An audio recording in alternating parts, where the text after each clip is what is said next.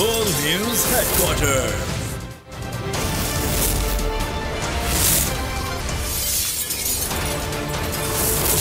Full News Headquarters. अस्सलामुअलैकुम। बोल news headquarters में कहेंगे आपको खुशामदीद। मैं हूं आपके साथ बुशरा हक। मैं हूं राफे मिर्जा और मैं हूं आपके साथ वरीशा जुल्फ़िकार। हेडलाइंस आप जान चुके हैं, आज खबरों में बात करेंगे। कराची का मौसम औसम।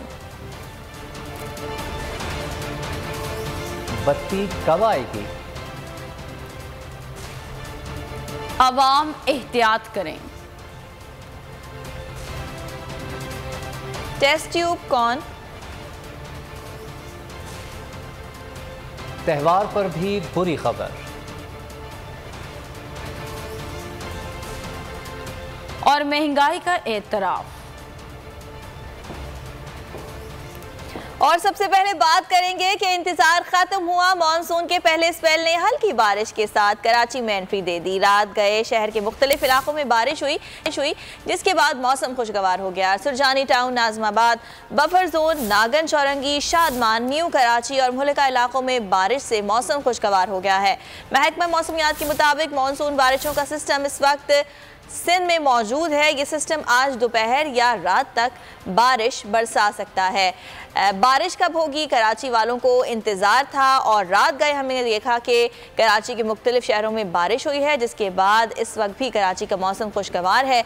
और महकमा मौसमियात का ये कहना है कि आज दोपहर के बाद भी बादल बरस सकते हैं और कराची में जो गर्मी थी उसका जोर टूट चुका है और बारिश से लोग खूब महजूज हो रहे हैं, बारिश को इंजॉय कर रहे हैं। रात गए कराची के मुख्तलिफ इलाकों में बादल बरसे हैं। नाजमाबाद, बफर जोन, नागन चौरंगी और न्यू कराची में बारिश हुई है, जबकि मौजूदा सिस्टम आज दोपहर या रात तक बारिश बरसा सकता है। महकमा मौसमियात की जानिब से ये बताया जा रहा है। कराची के शहरी जो गुज़िश्ता हफ्ते से बारिश का इंतज़ार कर रहे थे, अब उनका इंतज़ार ख़त्म हुआ और रात गए बादल बरसे, जिसके बाद मौसम खुशगवार हो गया है, गर्मी का जोर टूट गया है और लोग इस वक्त भी मौसम को एंजॉय कर रहे हैं, क्योंकि इस वक्त कराची शहर पर बादल छाए हुए हैं। महकमा मौसमियात का ये कहना है कि आज दोपहर या रात तक मज़ीद बारिश होगी और हल्की बारिश जो रात गए कराची के मुख्तलिफ इलाकों में हुई है, उसके बाद मौसम खुशगवार हो गया है। Nazimabad, buffer zone, Nagan Chowrangi, new Karachi में बारिश हुई है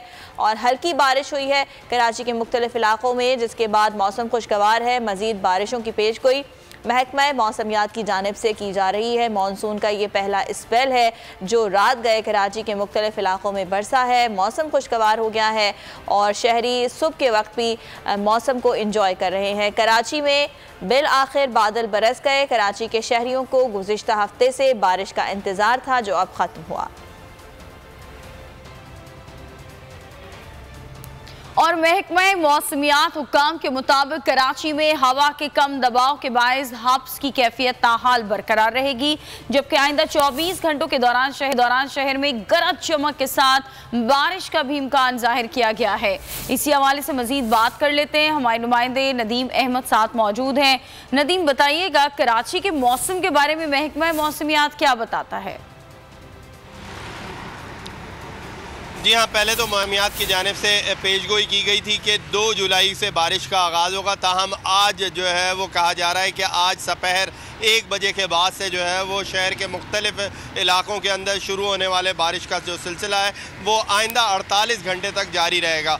आज अलसुबह ही जो है वो शहर के अंदर मौसम जो है वो जुज़वी तौर पर अबर आलूद है और महकमा मौसमियात हुक्काम का कहना है कि दोपहर के बाद से जो है वो मतला मुकम्मल तौर पर अबर आलूद हो जाएगा और शहर के बेशतर इलाकों में हल्की और तेज़ बारिश की पेशगोई की गई है। साथ ही साथ महकमा मौसमियात हुक्काम की जानिब से इस बारिश के दौरान जो है अर्बन फ्लडिंग का खदशा भी ज़ाहिर किया गया है और इसी अर्बन फ्लडिंग के तहत ख़तरे के पेश नज़र जो है वो बल्दियाती और ज़िलाई इंतज़ामिया की जानिब से नालों की सफाई का काम को जो है वो हतमी मराहिल में दाखिल कर दिया गया है। जबकि मैं वादे कर दूं कि हब्स की कैफियत ताहाल बरकरार है। 78% हवा में नमी का तनासुब बताया जाता है, जिसकी वजह से शहरी जो है ताहाल हब्स की कैफियत का रहेंगे। अलबत्ता बारिश के बाद जो है वो मौसम खासा खुशगवार हो जाएगा और यकीनी तौर के ऊपर कराची के शहरी जो कि शिद्दत से इंतज़ार कर रहे हैं वो बारिश को भी इंजॉय कर सकेंगे। अच्छा नदीम, इससे पहले महकमा मौसमियात ने पेशगोई की थी कि बारिश से कबल तेज़ हवाएं चलेंगी,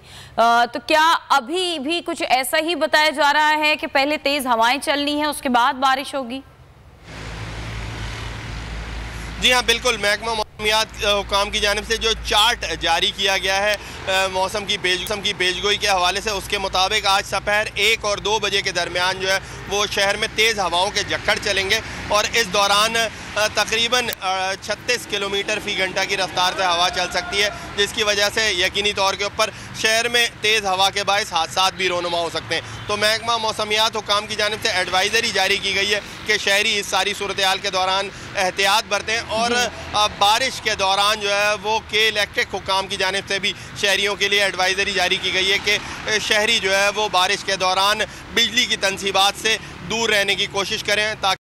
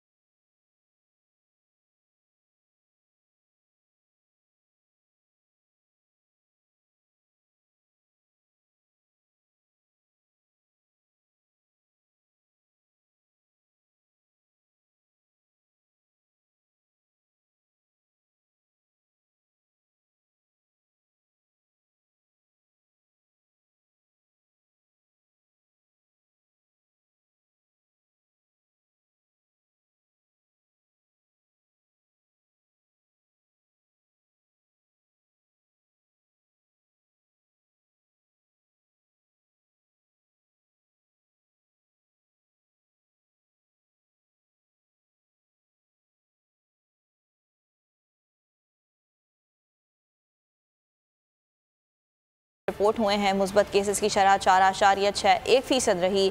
153 मरीजों की हालत तशवीशनाक है।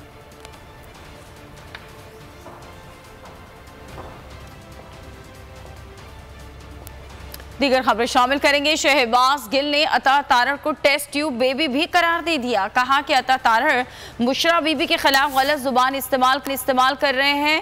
इसका पट्टा जिसने खोला है उन्हें कहीं उसकी जुबान को लगाम दें। ये वो हशरात हैं जो बारिश के बाद निकलते हैं। फरोह हबीब ने कहा कि नून लीगियों ने तमाम रेड लाइंस क्रॉस की। जो लोग अपने घर की खवातीन का एहतराम नहीं करते वो किसी और का कैसे करेंगे। जमाइमा खान पर इल्ज़ामात लगाए गए।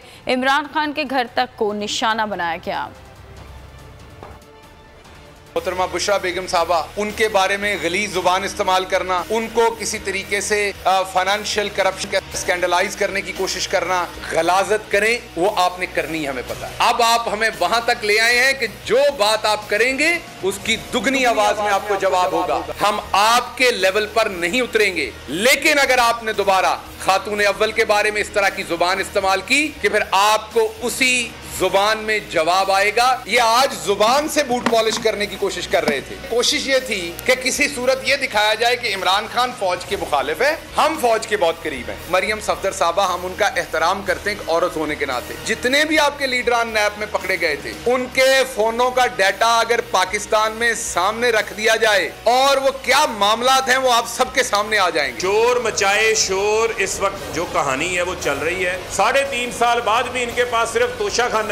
बुशरा बीबी के हवाले से मुबीना ऑडियो वायरल की है उन्होंने, वो मरियम सफदर की टोटा साज फैक्ट्री है। ये तमाम जो डीप फेक टेक्नोलॉजी के तहत टोटा फैक्ट्री चल रही है, ये किसी से ढकी छुपी नहीं है, मैं बार बार कह रहा हूँ। और जिस दिन इनका कोई टोटा बाहर आ गया तो ये फिर टोटे टोटे होते फिरेंगे। जो बेहूदगी के ऊपर आप उतरे हुए हैं, आप रेड लाइन को क्रॉस कर रहे हैं, रेड लाइन को। फिर आप हमसे ना गिला कीजिएगा ना हमसे फिर शिकवा कीजिएगा, क्योंकि आप लोग जो है वो लातों के भूत हैं, बातों से मानने वाले नहीं। आगे देखिए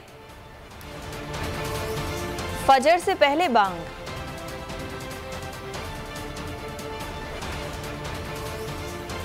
और लोड शेडिंग कब तक? और दूसरी जानिब मुस्लिम लीग नून के सूबाई वज़रा बुग़्ज़ इमरान में अखलाकियात भूल गए, इमरान खान के लिए नाज़ेबा ज़बान इस्तेमाल की, साबका हुकूमत पर इल्ज़ामात की बरसात कर दी। अता तारड़ और मलिक अहमद खान की प्रेस कॉन्फ्रेंस, कहते हैं कि इमरान खान मुल्क और सियासत का बुरा हाल कर रहे हैं। मुल्क को ख़तरा बैरूनी नहीं, इनकी अंदरूनी साजिश से है। पंजाब की 20 में से 18-19 सीटें जीतने का भी दावा करती।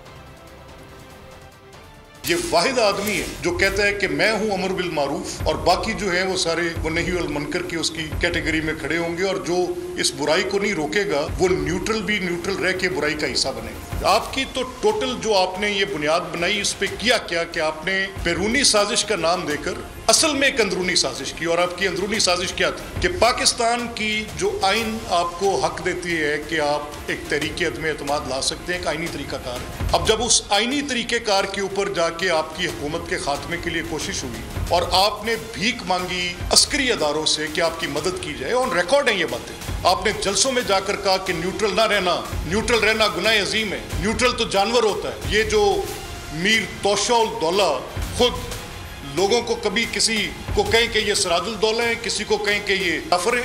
और सर्टिफाइड क्योर आप कहते हैं लेके आए हैं, किस पे इल्जाम लगाते हैं? आपको बाजवा साहब ने कहा था करप्शन करें, आपकी जब करप्शन सामने आती है तो आप फौज पे हमले शुरू कर देते हैं। जिस दिन आपका कुछ स्कैंडल आता है आप कहते हैं फौज बहुत बुरी है, बाजवा साहब बहुत बुरी है। और क्यों गालियां देते हैं? क्योंकि बुशरा बीबी ने, फराह गोगी ने और एहसन जमील गुज्जर ने इमरान खान की ईमा पे करप्शन की है। और सर्टिफाइड चोर कौन है? जिसने डायमंड बेचे, जिसने घड़ियां बेची, जिसने अफसरान लगाए तो रिश्वत लेके लगाए। ये बुशरा साहिबा और फराह गोगी और एहसन जमील का जो ट्रायका था, इसके सरबराह इमरान खान साहब हैं। ये पैसा उन तक जाता रहा है। हम नहीं जानते आप किस कमाश के आदमी हैं, हम नहीं जानते कि बनी गाला का खर्चा भी किचन का वजीर आज़म हाउस के से जाता रहा। अता तारड़ और मलिक अहमद के फराह खान पर इल्ज़ामात के बाद फराह खान की तरफ से हत्या की इज्जत का दावा दायर करने का फैसला कर लिया गया है। फरद शहजादी के वकील अजहर सिद्दीक कहते हैं अताउल्लाह तारड़ के खिलाफ हत्या की इज्जत का दावा सिविल कोर्ट में दायर किया जा रहा है। अता तारड़ ने जिस प्लॉट से मुतालिक इल्ज़ाम लगाया है उसको कानूनी तकाजे पूरे करके लिया गया। जिस कंपनी का नाम लिया जा रहा है वो SECP में रजिस्टर्ड है। मौजूदा हुकूमत फरहत शहजादी और फराह खान को इंतकामी कार्रवाई का निशाना बना रही है।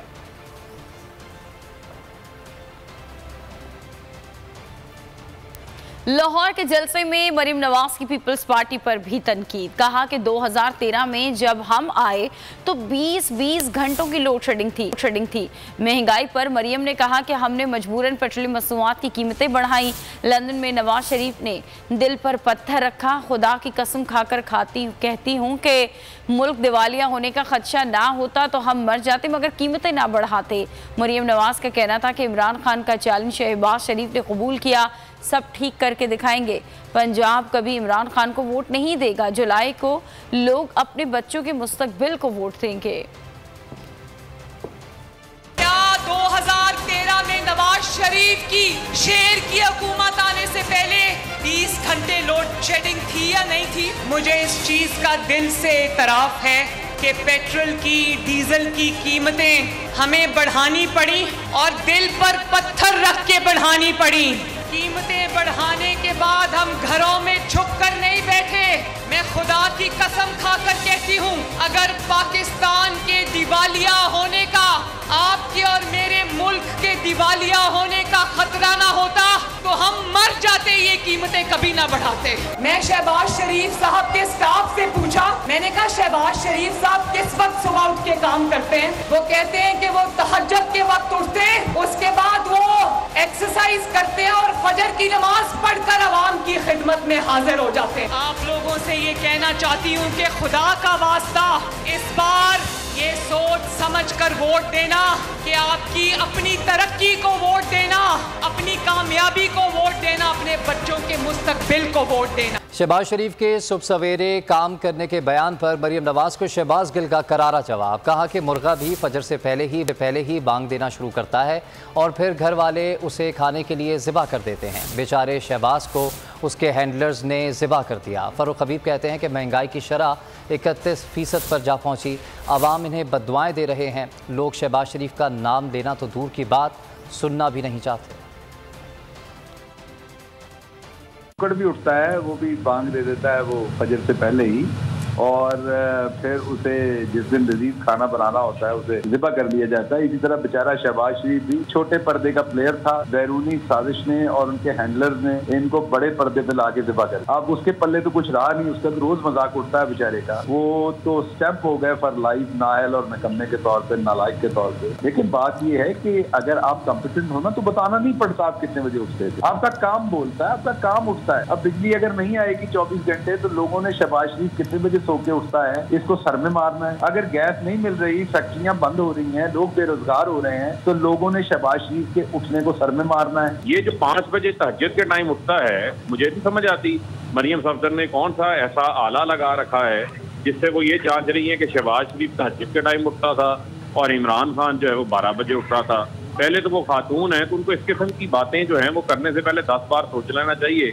ये तो नलायके आजम है, इसने तबाही मचा दी है इम्पोर्टेड हुकूमत ने पूरे मुल्क के अंदर आकर। लोग तो जो है वो आइंदा शहबाज शरीफ का नाम लेना तो दूर की बात है, इसका नाम नहीं सुनना चाहते। ये सड़कों के ऊपर निकले तो सही, इनको पता चल जाएगा कि अवाम जो है इस टाइम किस गम गुस्से के अंदर मौजूद है। सब्सक्राइब करें और बेल दबाएं ताकि कोई खबर रह न जाए।